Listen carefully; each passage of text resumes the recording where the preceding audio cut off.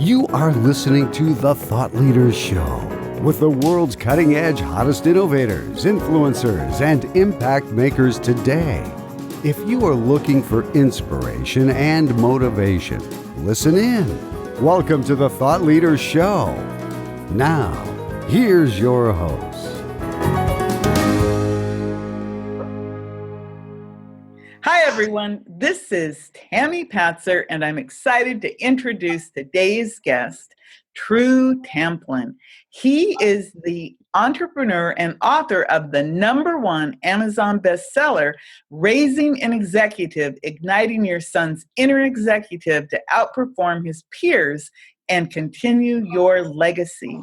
At age 13, True's father, Ken Tamplin, was offered to be the lead singer for Journey. Despite desperately needing the money, the 5-year touring contract would prove to be too great a sacrifice.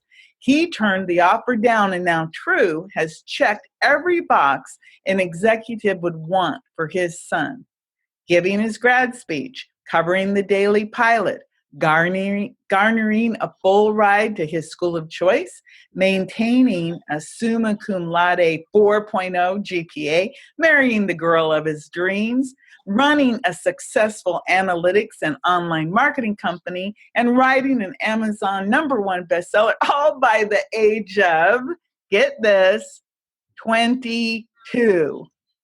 True is utterly convinced that none of his early successes would have come had his father accepted the Journey contract. Now True's story has become his plea to fight for executives to spend more time with their sons. True has gone on to become a CEO coach and begun developing a mentor program for their sons to one day outdo their fathers. You can feel True's story ought to be heard by your organization, so you can always email his assistant at true@tamplinservices.com. That's Tamplin with a P. So before we get into that, I want to just say thanks for coming today, True, and tell me more about exactly why did you write this book? Well, wow, Tammy, that was such the introduction. Thank you so much for that. I appreciate it. Why I wrote the book was exactly as it goes on towards the bottom of really wanting to fight for executives to spend more time with their sons. I got to experience firsthand the transformational value of having a dad present. You can imagine the allure of having, father wanting to go and, pursue his artistry. He was a musician, and getting that Journey gig was the end all be all for him. But because he sacrificed that, I got the opportunity to grow up with a dad instead of be truly the son of a rock star. So witnessing the transformational value of having both parents, this is both mom and dad, were very present and active in my life. Seeing that transformational value firsthand is why I went on to go and really fight for other families to do the same. So with that in mind, for many children, both girls and boys, they don't have the luxury of having both parents in the household, because of the way our society is today with divorce and everything. And of course, careers, like you said, your dad had to make a choice, because a 5-year contract, that would have been a lot of your formative years, and he could have made that choice and tried to make it work. So tell me more about what made the relationship that you forged with your father so valuable to help you become such a success at such a young age. I mean, 22, I'm laughing because I just turned 60 and I didn't do hardly anything until maybe the last 10 years because I was a single mom. So I'm very interested in hearing about how your dad helped you. Yeah, so this is slightly multifaceted. For one, I would say that the role of having super solid parents really lays down that foundation to where you don't need to spend your college years and beyond figuring yourself out. So many of my peers right now, they graduate alongside of me and they are totally still, I mean, they're doing month-long backpacking tours throughout Europe, which there's nothing wrong with that. I will just say there's still a lot of figuring out that needs to be done. And so none of this could have taken place had I not had that really solid foundation. Now, that is not to say if you're a viewer and you didn't have parents that were together or both of them present, that is not to say that I could not have figured it out eventually, that I was screwed for life, if you will. But it is to say that my parents, I would attribute a lot, like all of my early successes to them, simply because they gave me that platform from which I operate out of to go and do these cool things by the age of 22. Do you know what I mean by that? Yeah. So that would be the first part. The second part, Tammy, there is definitely an element of God-given aptitude. The Lord has blessed me tremendously, and I'm a believer in a lot of really cool ways. So there's definitely natural aptitude. But I will say this third thing, which is hopefully going to be maybe even a breakthrough for one or two people listening, which is this. I wanted out of my day job. I mean, I still own this SEO and analytics company. I still love that. But if you can't tell, I love people and I like to work with people. And so sitting behind a computer for 14 hours a day it was depressing. Like I wanted some human interaction. So I needed to change something. And I call that my golden handcuffs. And we all have our golden handcuffs at sometimes. They're golden, but they're handcuffs.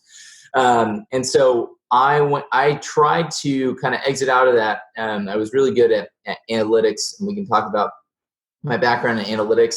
But it ain't a 30-year background like some of my quote unquote peers were experiencing. And so when I tried to kind of position myself as an expert in analytics, the people your age, Tammy, are looking at me like, I've been in this industry for longer than you've been alive. Are you really going to claim expertise? And I was going after a very, very narrowly defined niche within analytics, but still, I was having to cover up my age and conceal it because it was a weakness of mine that I had to cover up if I'm going to be an expert.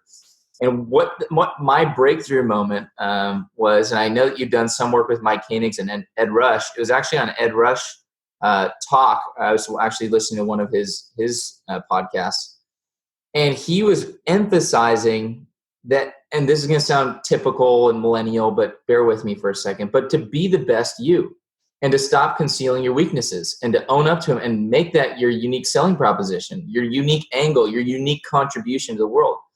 And, he I went into great depth about that. It wasn't just that simple statement, but his talk hit me.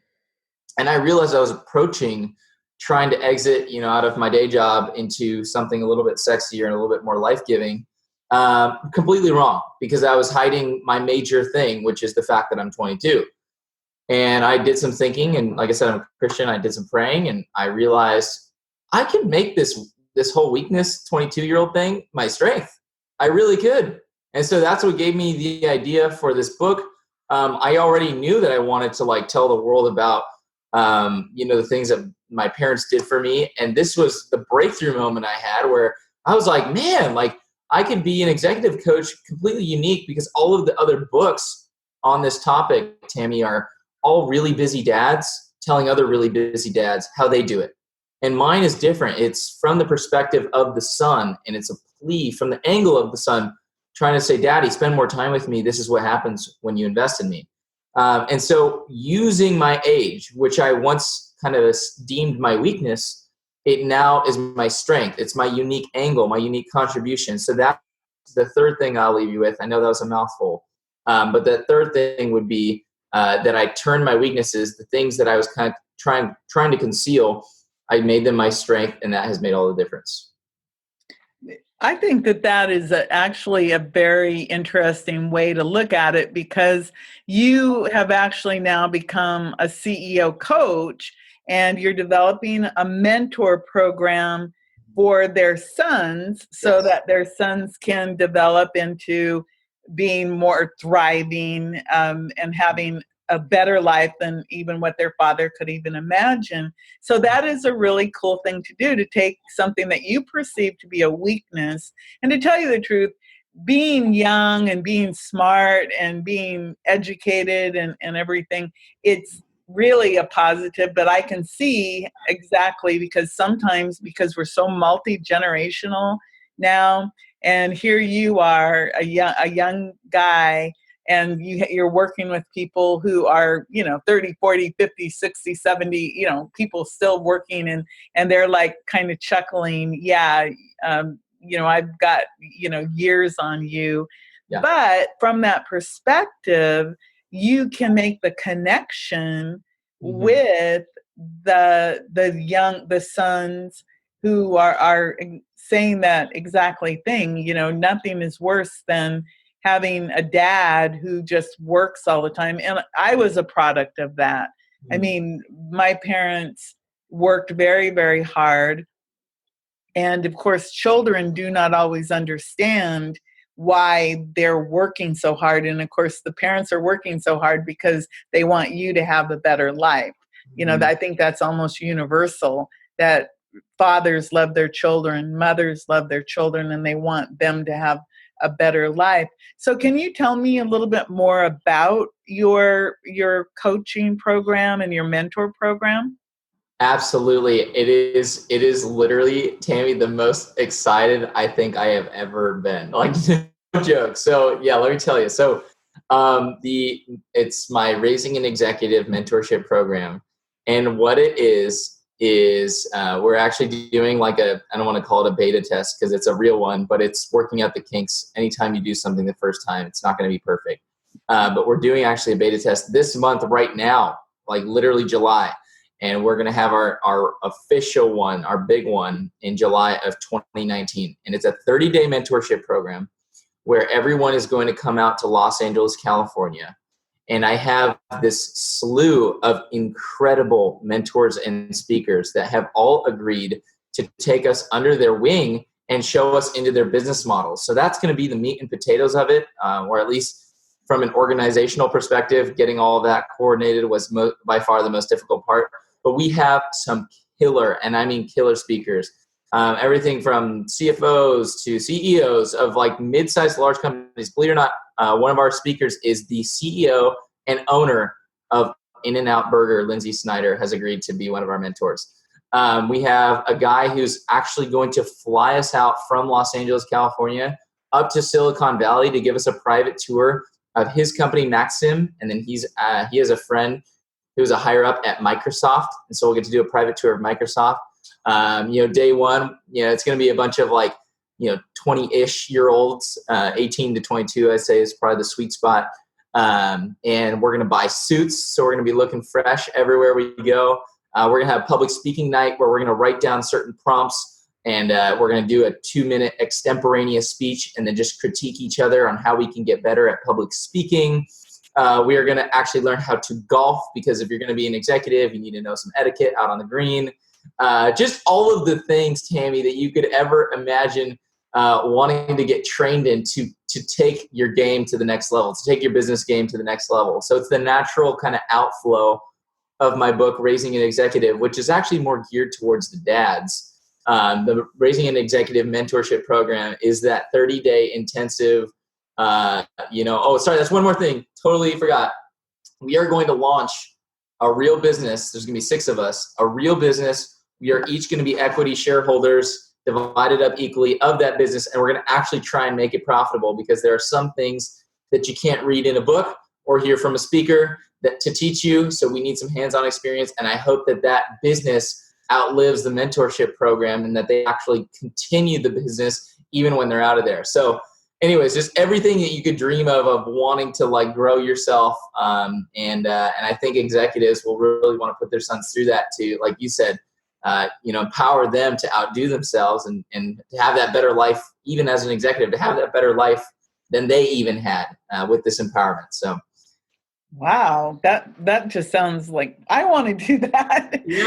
I mean, it's funny. So you're really aiming for post high school or college age sons, and I could imagine that would really jumpstart their any career path, or if they're an entrepreneur path, that would really help them jumpstart that. And it sounds like a lot of fun at the same time. But like you said, chime in real quick. It is the age group that you said was correct. And the only reason for that, Tammy, is because any younger than that, I just find that they're just not interested in that. And we do have like a relatively rigorous interview process. So we want to make sure we have the right 6 guys. And so if we find someone that is younger, say 16 years old, and really hungry and entrepreneurial and would maximize what they would get out of this, that's totally fine. It's just that I've found that any younger than that, and they're into video games and sports, so right. That's the age range, but it's not hard set and fast. It's flexible so long as the vigor and desire is there. Sorry, I had to chime in with that. Oh, no problem. It's good to make it clear that there is no real age requirement. It is really about an interview process and having that chutzpah or whatever that is that people need to become successful. So with the mentoring program, then you also have more of a CEO coaching program. Also, tell me more about that.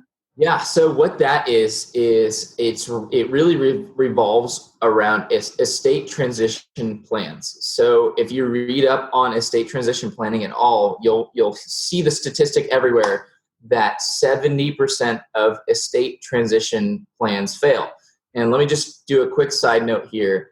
It's funny to me because, executives, they are truly wealth builders. I personally would define like true wealth building as you like exceed 5 million plus. And what's funny to me is that these CEOs and these executives, they think that they're getting ahead and building a bigger empire and legacy by working extra hours in the office. But if it's true that 70% of estate transition fails, not even including, the fact that you have the obligation as a father to be spending time with your sons. I'm talking strictly economic impact. How far will your dollars go that you earned in this life? I could make an economic argument that CEOs and executives should be spending less time in the office and more time investing in their children. Because if you have 70% of estate transition plans fail, which is defined by less than 50% of the money that you pass on to your children does what you want it to do or does what it was supposed to do as laid out in your trust, that would be considered a failed estate transition plan. So what's funny is if they make that extra $1 million by working 10 extra hours a week, what's funny to me is had they spent that instilling their values in their children instead of working those extra 10 hours a week, then they would have left an actually economically greater impact on society with their dollars than by making that extra $1 million by working 10 hours a week. And I'm using estimates of numbers here. So that was my quick side note. And I'll make this quick. My coaching there is like I said before, my unique angle is my age. And I have found that I have a unique way of speaking to the lives of these executives while also being able to bridge their children. Because I have identified the number one reason a kid's going to listen to you is one quality and pretty much one quality only. And that's coolness, whether or not they think you're cool, like truly. And that's why they listen to their friends at the skate park more than they listen to their highly esteemed fathers, because they're not seeing the coolness there. And it can be frustrating as heck. One of the chapters in my book is called The Charlie Brown Effect. Wah, wah, wah, wah. It's a reality. But I have found that I'm able to, as soon as a high schooler sizes me up and thinks that I'm like old and I don't know what they're up to, I'm like, I am you. Like I'm closer to age than you, like with you than with him. Like you think you're going to fool me or treat me like I'm some old professional? No way. Like I am right on your wavelength, dude. And I'm on to you. Like it is fantastic when that happens. So anyways, the coaching there is really getting those values from the CEOs, from the executives instilled into their children. Because oftentimes parents that are wealth builders will go and sort of in secret build out these robust estate transition plans without telling their kids about it, or like really sitting down and having systematic conversations. Hey, this is what we want. Hey, these are the values. Hey, this is what we want. Like, you know what I mean? And so my goal with that is to be the communicator, the bridge between the parents and the children. And that's what the coaching is. Wow, that's really phenomenal, because I think you're right. Most parents, and especially if they're creating these plans, they don't realize that if they don't communicate the goal or the legacy to the children, then if once they're gone, who's going to be able to communicate that if they didn't get it the first time? So you become kind of like almost like a translator or a conduit, so that they can get the message and the values translated into whatever the latest lingo is in languaging. I had to ask somebody, I kept hearing the word adulting. Oh, baby. Adult, ing, and I'm like, okay, so when I grew up, that meant to be an adult meant that I was going to be responsible, and it wasn't adulting like I am adulting. It was, no, I am an adult. And so I was like, I had quite the long answers from people telling me what it meant, and I just thought, wow, isn't that interesting how you take a transition of life, becoming an adult and being an adult, and add an ing onto it and make it being something that you're doing. Yeah, no, totally. It's, that song, Forever Young, I Want to Be. Like, it's, I'm still a kid, but man, those dishes are looking real dirty and stacking up. I better go adulting and clean those. Yeah, but I just thought that was so funny. So back to your dad and your mom and growing up as a young executive, of course, that you are now, 22. We'll go back to that interesting age. Is there one thing, besides the fact that your dad gave up a lucrative singing career with Journey, that you can like pinpoint that kind of made you stop and say, wow, I really can appreciate what my mother and dad did for me? Yeah, without hesitation. And just quick question, am I on video to where I could show something to the camera? Yes. Okay, so the book that I recommend real quick for the estate transition plans, this is not my book, but it's called Preparing Heirs. It's got a really boring cover, so you'd probably never buy it or rent it from the library, which actually I rented this one from the library if I didn't recommend it. But this one, if you are actually undergoing the process of preparing your trust and your will and transitioning your estate, this is a must read, because it will give you the tools that you need to successfully to have a successful estate transition plan. So that's Preparing Heirs, and who are the authors? Sure, yeah, Roy Williams and Vic Pricer, and these are going to be guys that have, like I said, like 40 years on me. So okay, these guys have been doing it. These guys are really highly esteemed in the industry, and they're really knowledgeable. So that's that. Back to your question though, Tammy, which is what's the one thing that sticks out that your parents did? Without hesitation, I have an answer for you. In fact, as you were asking me, I was like, I got that. I totally know. This is something that they did that I see a lot of other parents not doing, especially ones like, so quick story on my parents. My dad is the nuclear. My mom is the water cooler. So just absolute driver and not suppressor, but like cooler. And she was in sales. So she, for 25 years, so she can still kick butt as well. But my dad, make no mistake, he is the driver. I'm shocked, was able to do this, and other executives that tend to be more on the driver's side, I know and I've seen are guilty of not doing this. And so the fact that he was able to do this, I'm impressed. He never boxed me in. He never wanted me to be a carbon copy of himself. He was a straight shooter when it came to moral stuff, and he curbed my behavior in a really cool way. But he never forced me into a degree, forced me into a sport, even forced me into anything. I remember a quote, and I actually have an entire chapter on my book about this called "Even If It's Ping Pong." And the reason I call it that chapter or the title is because my dad, I remember telling me, True, I want to say son. It makes it more epic, but he didn't say, he never called me son. He called me True. True, even if it's ping pong. I don't care what the sport is, what the thing is, but let's do our best. Let's hit it as hard as we can. Let's get you the nicest paddles, the best balls, the best tables. Let's get you like some training, and let's hit ping pong really, really hard. And that was so freeing, so very freeing. And I see right and left all of these poor kids, and generally it tends to be someone who's like artistic, and their son or their father's like a lawyer, or they're like into computer programming, and their dad's like a pastor, or like something where just the two worlds are completely divided. And so whenever there's that like great divide, I just see this. It's sad, and especially because some kids, Tammy, I truly believe are never going to be good at school, but can be really, really great at life and can become very, very successful.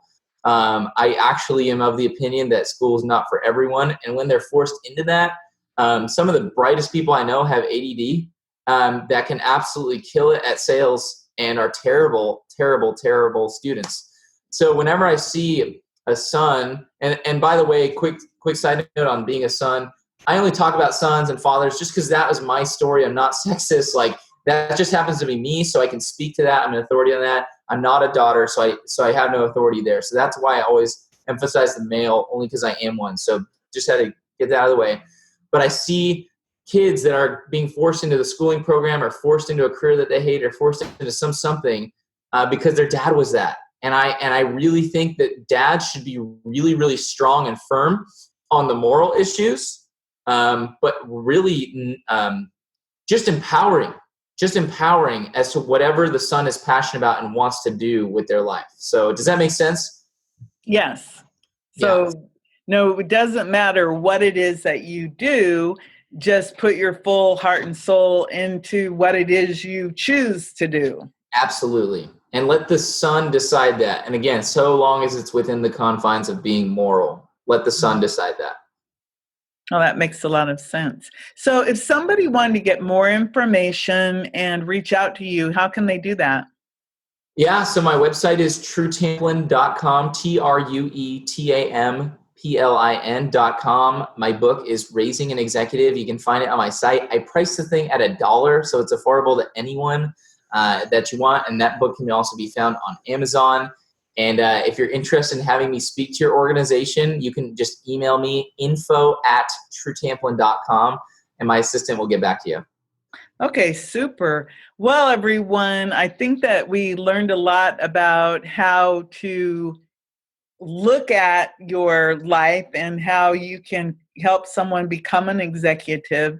And it's just amazing that you have this type of insight, True. So I'm really impressed with that. And I love the idea that you took a perceived flaw or weakness, age, and turned it into a great gift that you can give to other people. And it sounds like, I really believe that it doesn't just sound like, but it is a needed service. People need to be able to communicate with their children and sons and daughters and help them to grow and create. So with that, thank you so much. I really enjoyed learning more about you and everything that you stand for. Oh, thank you so much, Tammy. I really appreciate it. Let me just leave you guys with one more thing, because that was my breakthrough, was the weakness thing. So just one more thing. Can I add it? Sure. So my wife's father was raised with this overbearing sense of humility that he needed to operate out of. And it really hindered him from being able to just legitimately tout his own successes. And I'm convincing him to actually become a public speaker, because I think that the world needs to hear his message. And so his public speaking is going to be a declaration that I will come out of this. And I think he's going to be the most relatable public speaker in the world, because there are going to be so many people in the audience that can relate and can see firsthand that he is struggling with this need to be humble. And humility is a good thing, but like overly humble and almost self-degrading. So I just want to leave you guys with that. Get creative. Be honest with your weakness and think through, do other people go through this? And if they do go through that, that can be your strength. believe it or not, that can be your strength. So that's what I want to leave you guys with. Well, thank you so much, everyone. We have been speaking with True Tamplin, and this is Tammy Patzer. Go make it a beautiful day. You've been listening to the Thought Leaders Show. To get all past shows and to get all future shows, go to thoughtleadershow.com.